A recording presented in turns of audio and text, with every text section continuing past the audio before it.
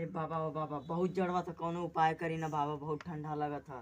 तोहके तो 1 मिनट में जाड़ा एकदम किनारे भगा देगी हमार रानी। अरे बाबा जल्दी करी। हमारे पास वो तंत्र मंत्र है ना। अरे बहुत जाड़ लगा था बाबा। अरे अब्बे हम सही कर देबो। हाँ। देखा हमारे अंदर वो उपाय हवे ना अरे कि बाबा। अब्बे हम सही कर देब तोहके।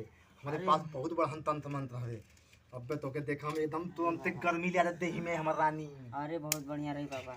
ठीक ना। हाँ हाई बाबा। देखा हमारे उपाय हाँ। बाबा का और भंगी बाबा का हाई उपाय देखा तू। अरे बाबा बहुत गरम गरम लगा था बाबा। गरम गरम लगा था ना। अरे बहुत मजा आवा हाई था। देखा। मन तो करता कि तोके एक्वेरियम पकड़ ले। अरे पहला उपाय देखा हाई अरे पहला बाबा। उपाय। अरे बहुत गरम नीक लगा हम था बाबा। पानी रगड़त बानी अरे बाबा, रानी हो बहुत तोहरा गरम लगा था। पेट को।